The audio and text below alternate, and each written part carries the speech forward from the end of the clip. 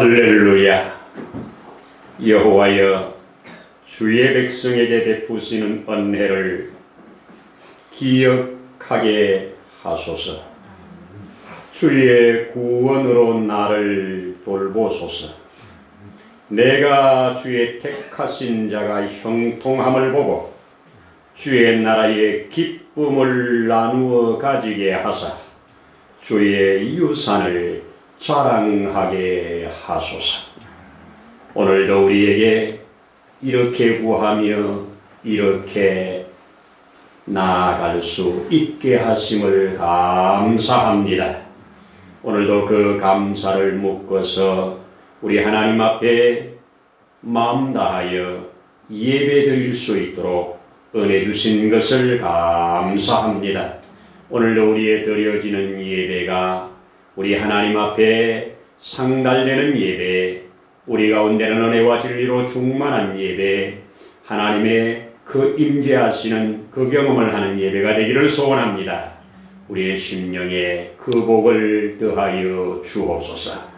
모든 시종을 주의 거룩한 손에 의지하면서 우리의 주 예수님 이름으로 기도드립니다.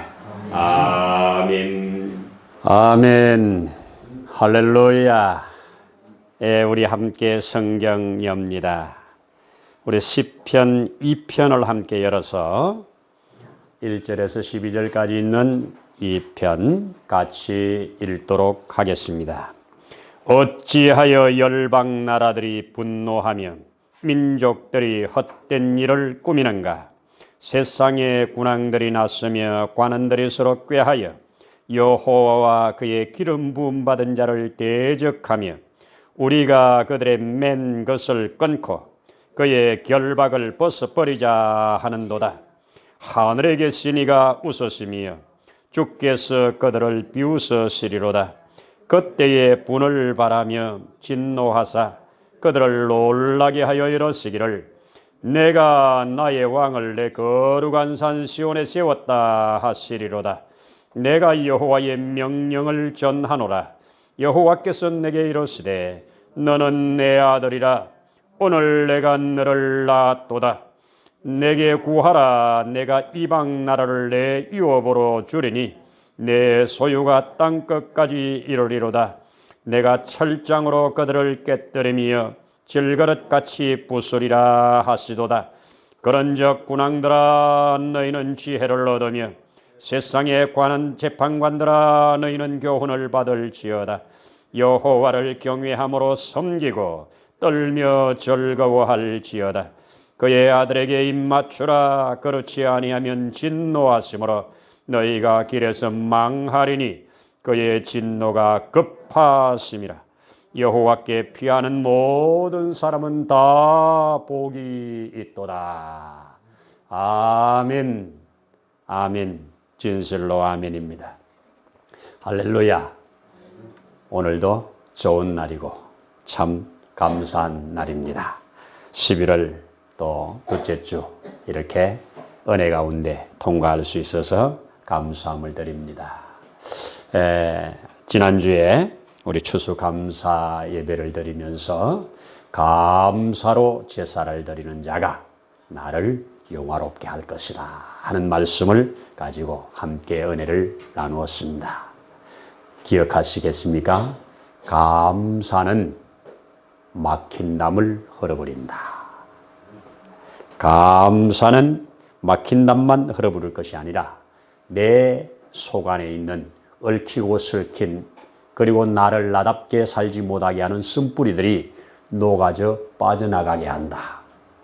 감사는 그래서 저와 여러분들이 이 감사의 스위치를 켤 것이냐, 불평과 원망의 스위치를 켤 것이냐, 여기에 따라서 인생은 너무너무 다르도록 하나님이 창조하셨다. 감사의 스위치를 확인하면서 이것이 잘 작동되면 우리는 범사에 하나님의 축복의 통로들이 다 열린다고 하는 것 정말 진실로 아멘입니다. 아멘이지요. 진실로 아멘입니다. 자, 여러분 오늘 이 시편 2편을 통해서 함께 말씀을 나누려고 하는데 시편은 성경 중에 여러분들이 딱 성경을 가지고 물론 찬송가가 뒤에 붙어 있으면 다르겠습니다만은 찬송가가 붙어 있지 않는 상태에서 정확하게 가운데를 열면 시편이 딱 나옵니다. 그리고 그 가운데 중에 또 가운데는 시편 119편이 딱 나옵니다. 거기는 여호와께 대한 말씀의 고백이 절절히 되어 있습니다. 또 시편은 일반적으로 우리가 아는 찬양이 많지요. 찬양시도 있고 탄원시도 있고 심지어 악인들을 향한 저주시도 있습니다. 자, 근데 시편은 우리가 아는 대로 150편이라고 하는 것을 선정을 해서 우리 성경에 기록이 됐는데, 이 믿음의 사람들이 드리는 찬양이, 믿음의 사람들이 드리는 기도가 성경이 되었다는 것.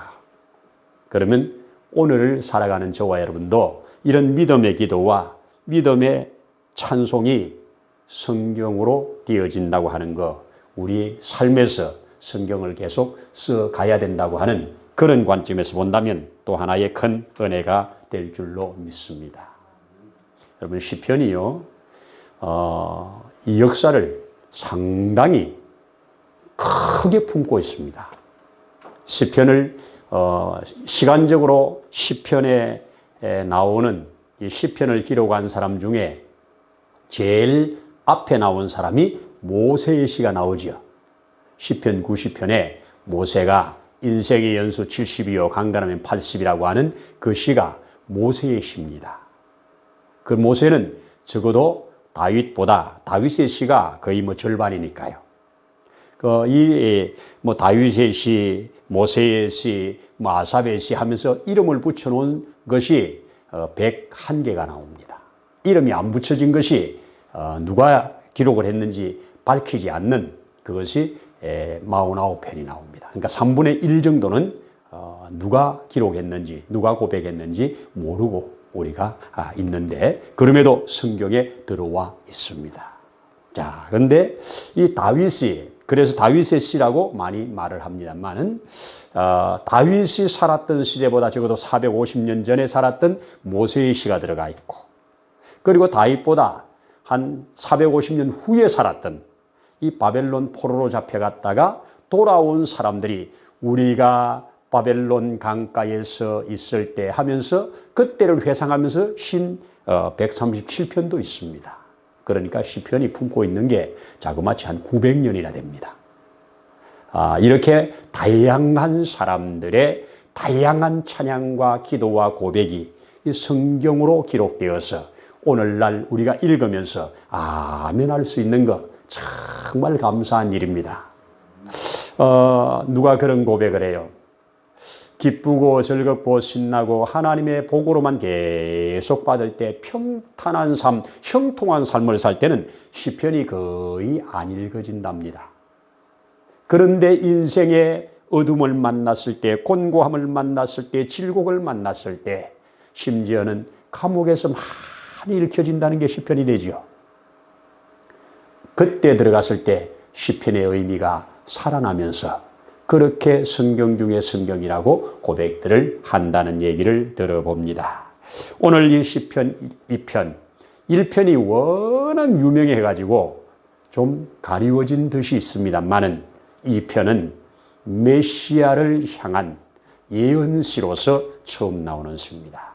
메시아를 예언하는 시입니다. 자, 혹간의 신학자들은 다윗이 솔로몬을 왕으로 세우면서 이렇게 불렀던 그 노래가 아닌가 이렇게 추정하는 사람도 있으나 여기에는 밝히지는 않았습니다.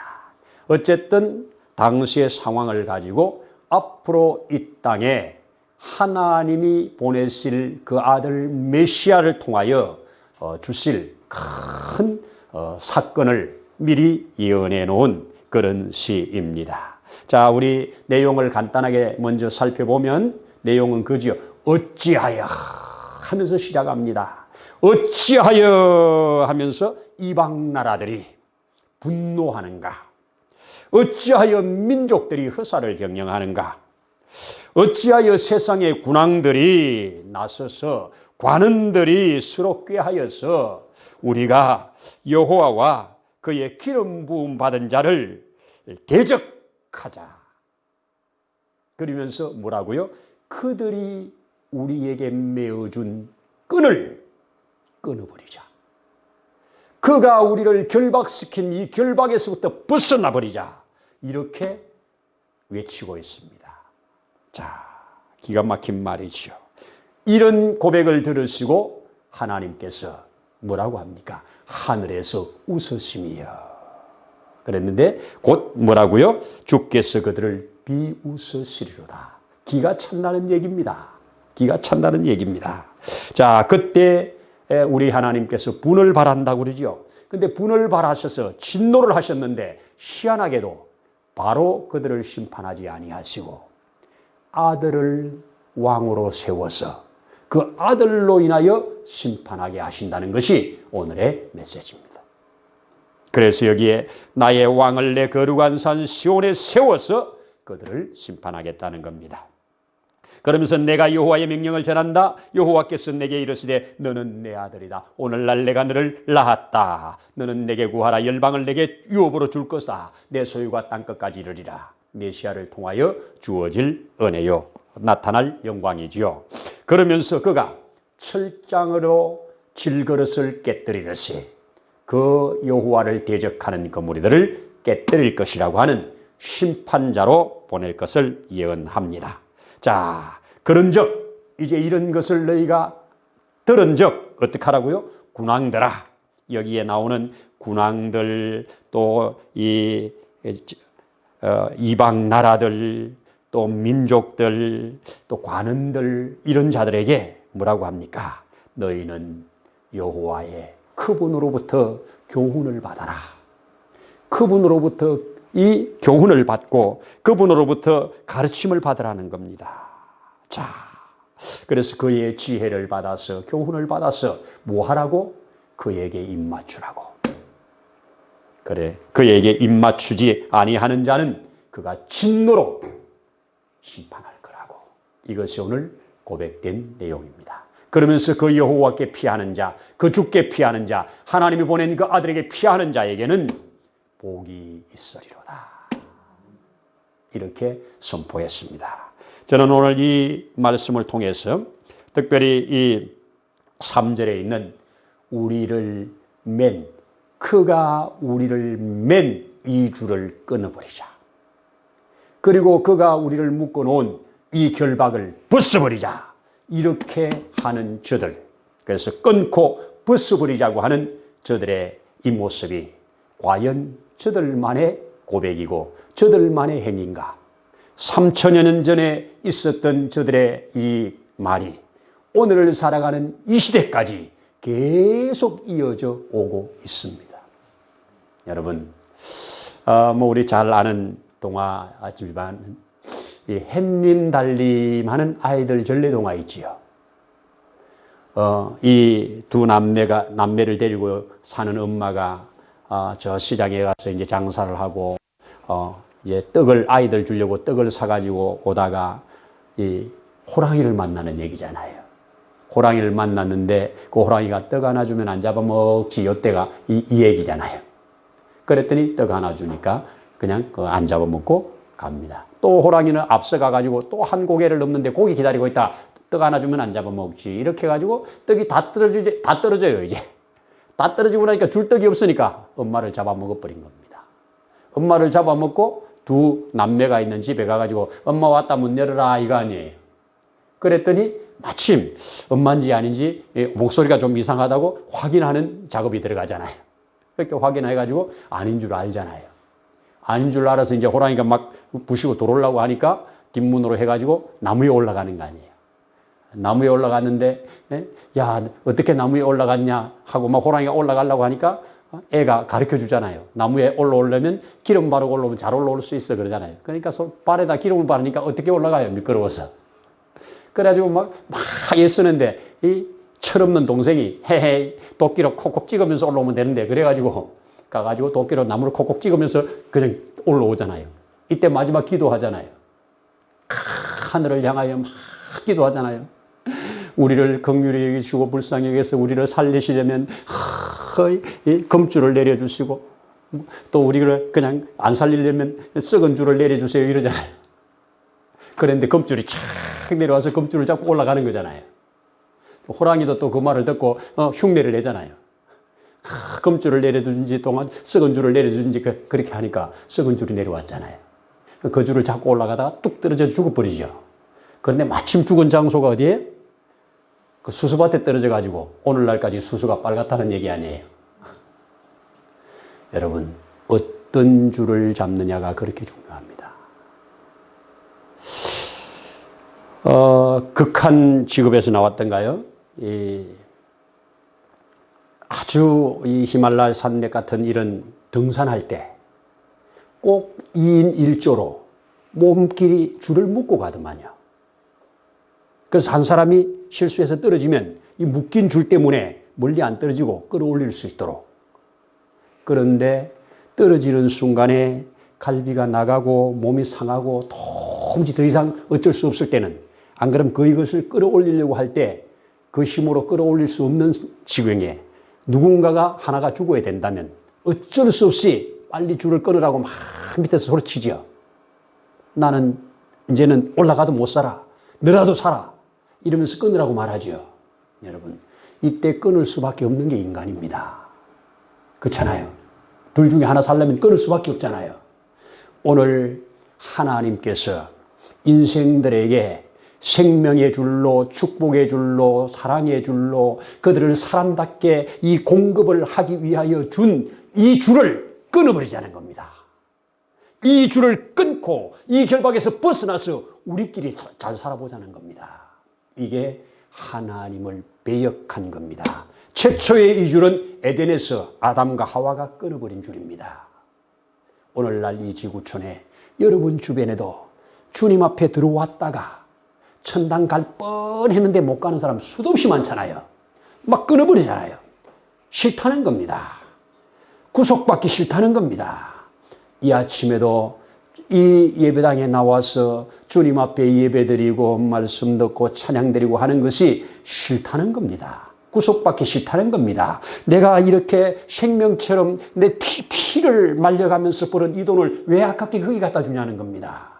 이러면서 오늘날도 하나님의 그 사랑의 줄을 모르고 생명의 줄을 모르고 끊고 나가고 있는 이것을 오늘 이 시대에도 그대로 적용이 되는 것입니다. 끊어버리자는 겁니다. 우리가 이 줄을 끊어버리자. 우리가 이 결박을 풀어버리자. 여기가 우리가 진짜 살 길이다. 이러면서 하나님을 대적하는 저들에게 주님이 경고하는 겁니다. 웃으시면서 비웃으시면서 경고하는 내용입니다. 뭐라고 합니까? 하나님이 그래 너희가 이걸 모르고 나를 대적하니 내가 내 아들 메시아를 이 땅에 보내서 기름 부어 왕으로 세워서 그로 말미암아 너희를 영원한 진노로 심판해버리겠다. 이것이 오늘 주어진 말씀입니다. 여러분, 아이가 엄마 뱃속에서 있을 때 탯줄로 연결이 되어 있습니다. 탯줄을 통해서 영양분을 공급받고 탯줄이 연결되어 있는 동안 생명이 교류하는 겁니다. 이것은 그를 구속한 게 아닙니다. 탯줄이 끊어지면 뱃속에 아직 나오지 않았는데 탯줄이 끊어지면 이 아이는 생명을 유지할 길이 없습니다. 하나님과 우리의 생명선, 생명줄은 끊어지면 죽는 거예요. 그런데 대부분 몰라요. 모른 채로 내가 생명줄이 붙어 있는지 끊어졌는지도 모른 채로 살아가요. 그러다가 끊어진 채로 살아가다가 그냥 마지막까지 가는 것이 지옥행이에요. 그거 아닙니까? 여러분, 주님으로부터 이 줄이 끊어지는 순간 우리는 바로 사단의 줄이 우리를 묶어버립니다. 사단의 줄에 묶이느냐 주님의 줄에 묶이느냐 이것밖에 없잖아요. 그렇습니다. 그런데 대부분의 사람들, 심지어 교회 안에 있는 우리 그리스도인들조차도 하나님의 이 사랑의 줄로 우리가 묶여 있다는 것을 잘 모릅니다. 모르고 살아요. 우리를 억압하는 것처럼 느껴지고요. 우리를 구속하는 것처럼 느껴지고요. 그럴 때가 있습니다. 그래서 나도 이제 여기서 한번 벗어나고 싶어. 이것들이 오늘 세상에 오늘 여기에 나라는 나라들이라고 표현했고 열방이라고 표현했고 민족이라고 표현했고 군왕들이라고 표현했습니다. 관원들이라고 표현했습니다. 모든 이 땅의 사람들을 총칭하는 말이에요. 한결같이 그런다는 거예요. 그래서 여기에 끊어버리고 나가자는 겁니다. 이제는 이 신앙생활 하는 거 이제는 지루하다, 이제는 지쳤다 그러면서 나가버리자는 겁니다. 여러분, 그 줄이 생명줄입니다. 그 줄에 붙어 있어야 삽니다. 그 줄 끊는 순간 바로 사단의 올무에 걸리는 겁니다. 이걸 알아야 돼요. 자, 우리 주님은 이거 하려고 우리에게 주는 겁니다. 우리 찬송, 이런 찬송 부르잖아요. 주의 사랑의 줄로 나를 굳게 잡아 매소서. 날마다 주를 찬송하겠네. 이 찬송 우리 많이 불려지는 찬송인데요. 작사를 한 분을 보니까 미국의 그 크로스비라고 하는 그 여인 90평생을 살면서 소경으로 살면서 8천여 편의 시를 써가지고 찬송곡으로 하나님께 올려드린 기가 막힌 삶.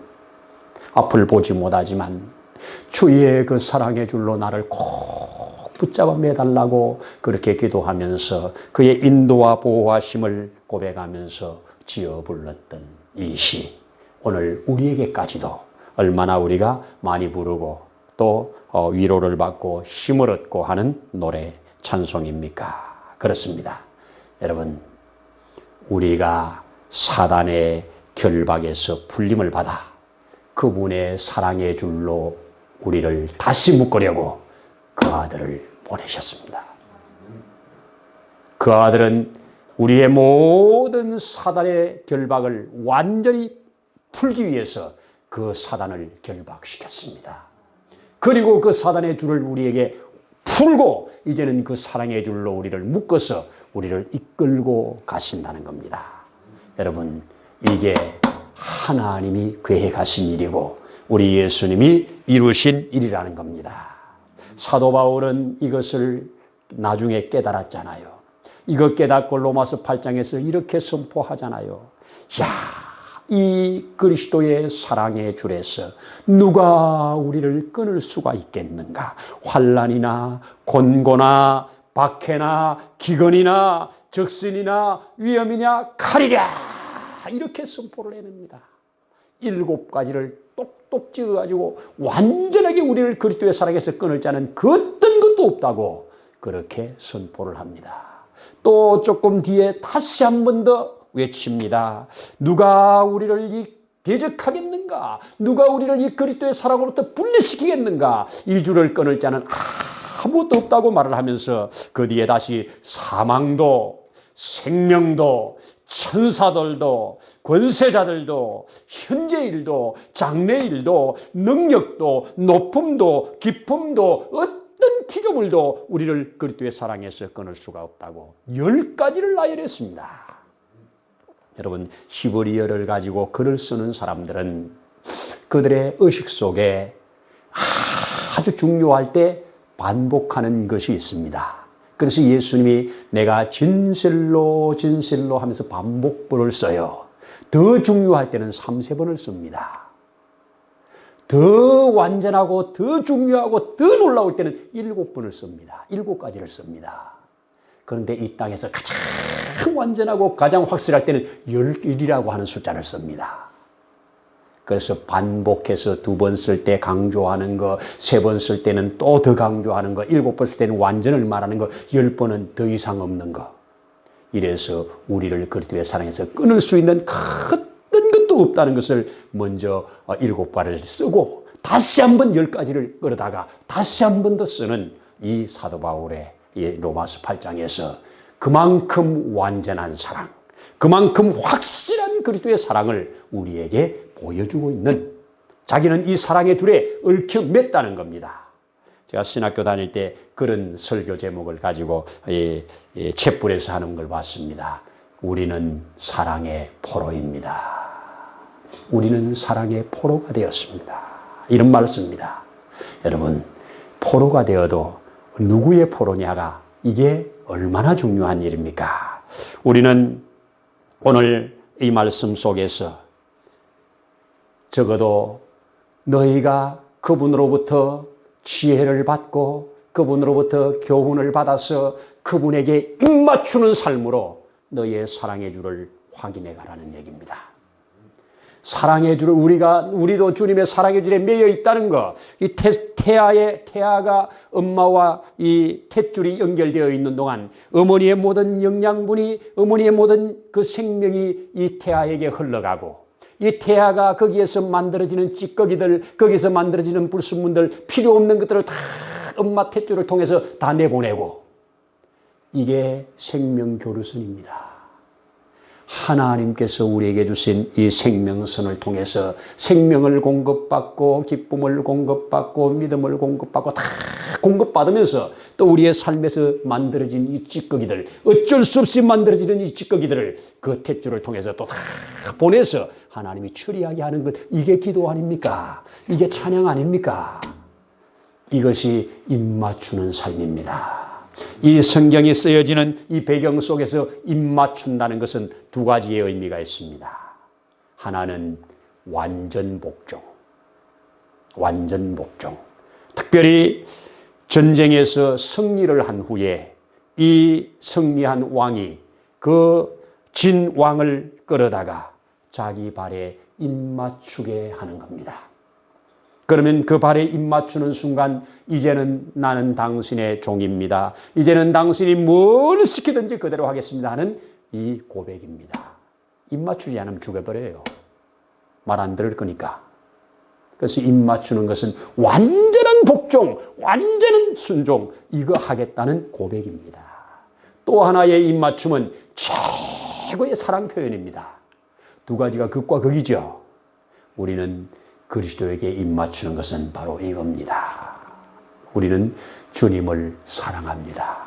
그리고 억지로 하는 힘없어 사는 복종이 아니라 자원적인 순종으로 그 사랑에 감격하여 이 몸 죽게 드리옵니다 하는 그 고백으로 그분에게 입맞추는 삶.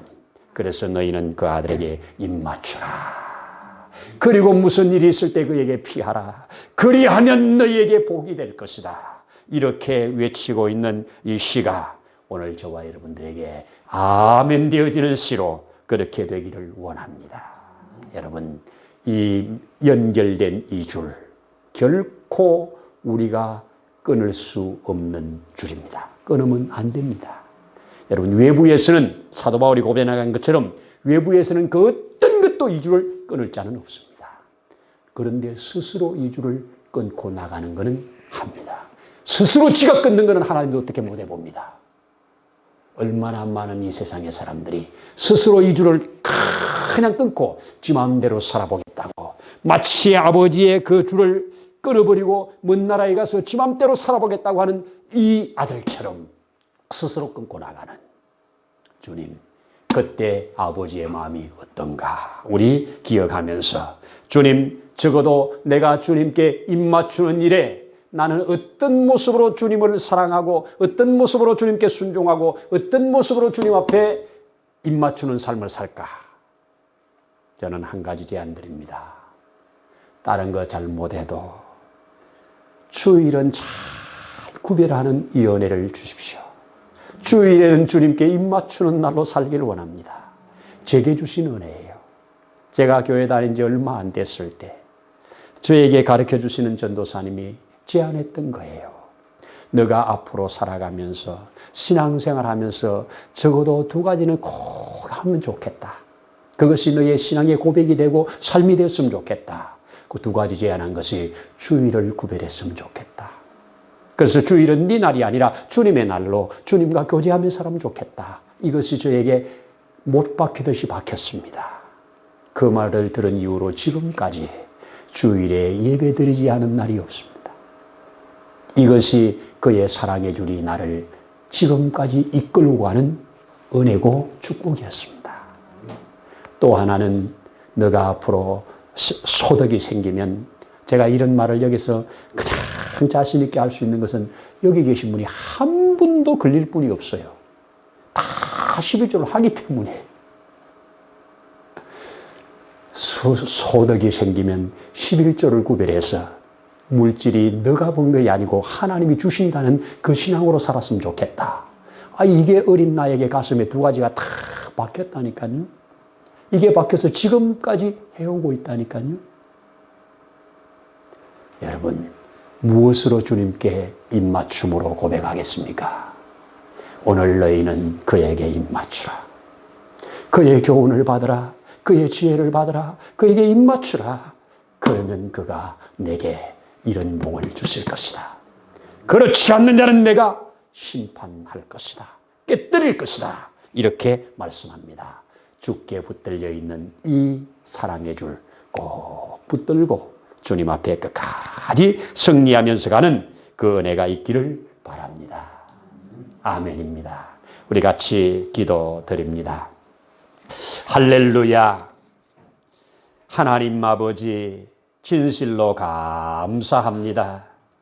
우리에게 이러한 먼저 앞서 고백했던, 선포했던 이런 시를 말씀으로 받을 수 있도록 은혜 주신 것을 감사합니다.